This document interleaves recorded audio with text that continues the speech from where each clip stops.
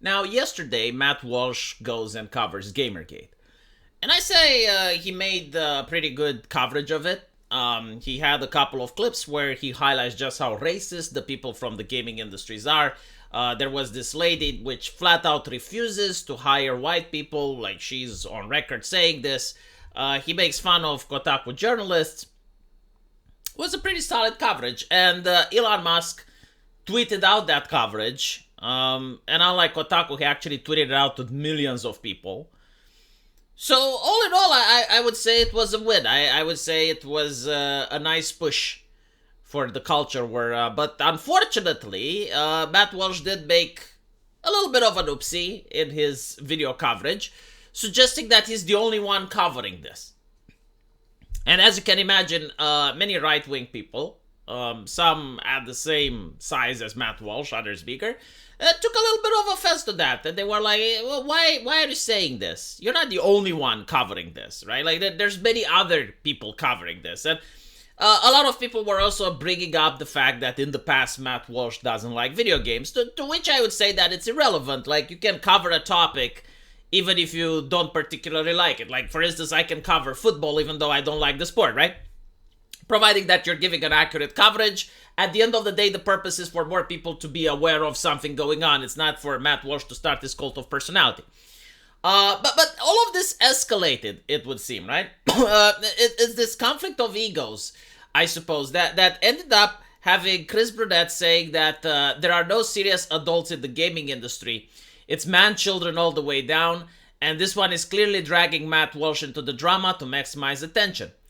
And Greg Ray responds, yep, once Elon posted Matt's monologue, they all got offended by their hobby was being covered by someone who doesn't play games.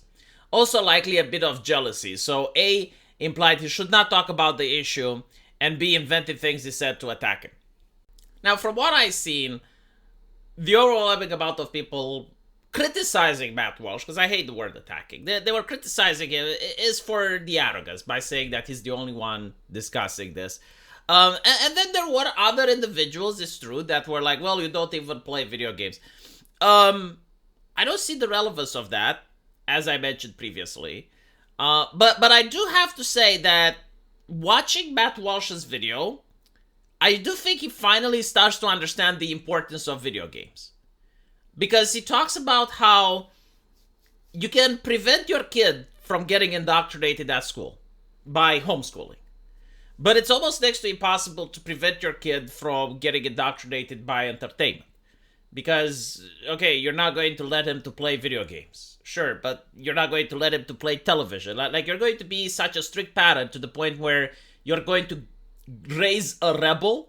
Like, the child that you will raise will spite you, and he will do everything that is the opposite of what you do. Because that's how kids are, right?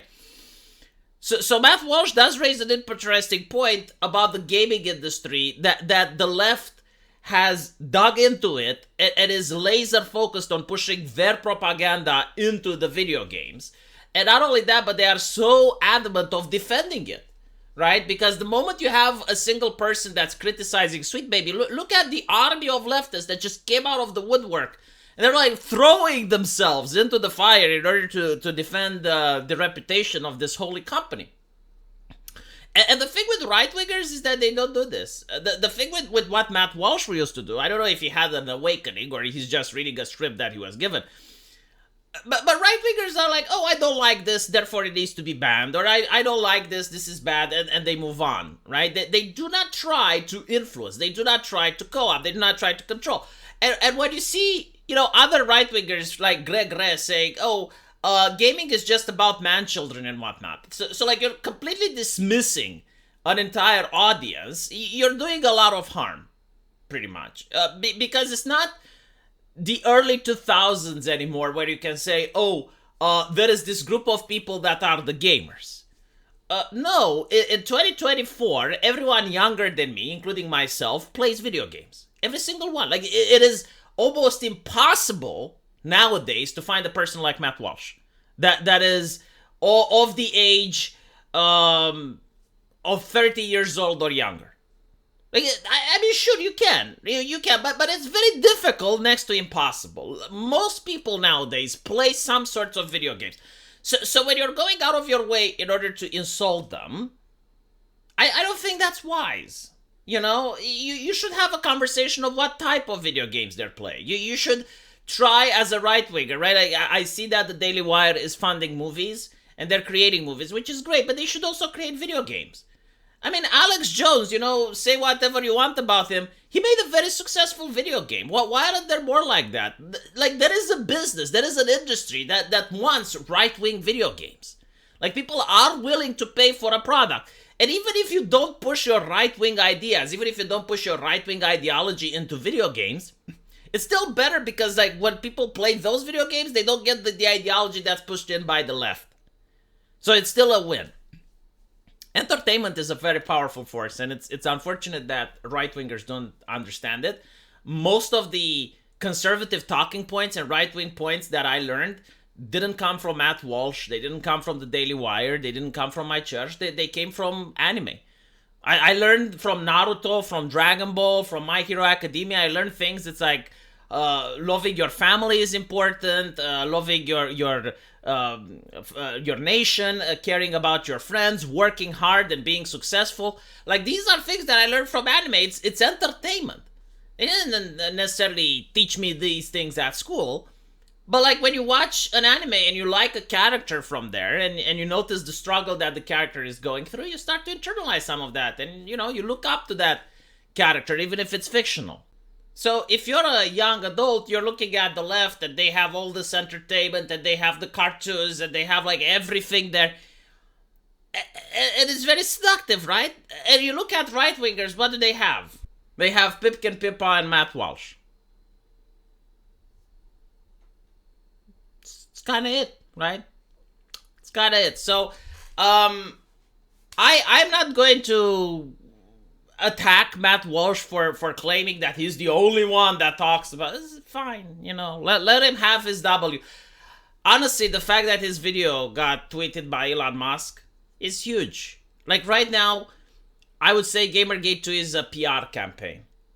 And a PR campaign is about getting your message across, reaching the normies. Like, how many normies agree with you? This is what it is, because the whole thing is not about video games getting boycotted. It's about companies like Sweet Baby not getting contracts anymore. Because one of the main reasons that they are getting contracts is because people believe that if they don't hire these consultancy groups, they're going to get harassed on Twitter, or they're not going to get the ESG bucks. But if it's shown that, well, they can't even have the power to shut down a Steam account, most people disagree with them, they're controversial by definition, companies are going to stop doing business with them, right? And in order for that to happen, you just need more and more people realize of what's going on. And the mainstream media doesn't want to report on it. Like, the mainstream media doesn't want to report on the fact that the employees from Sweet Baby were harassing a Brazilian man who just started a Steam group. They don't want to report on the fact that they're threatening other fellow game developers for speaking out against them. They don't want to report on the fact that one of their CEOs doesn't want to hire white people because they're afraid of microaggressions. So it's up for people like Matt Walsh, whether you like him or not, to make videos and reach an audience that is separated from the type of people that watch The Quartering. Because there is an intersection with that audience, sure, but I guarantee to you there are a lot of people that watch Matt Walsh that do not watch my channel, do not watch The Quartering's channel, do not watch other channels. So him making a video about it reaches enough people who may get curious about this controversy, and then they find the channel from The Quartering and the others. And at the end of the day, does it really matter who talks about it and who breaks the news first and whatnot? I'm just happy that someone talks about it. And I also don't give a shit if Matt Walsh doesn't like video games or if he thinks video games are cringe or whatever. Does he need to? All I care about is how many people can he reach and what he talks about. Let me know what you guys think, though, and as usual, I will see you in the comment section. Take care.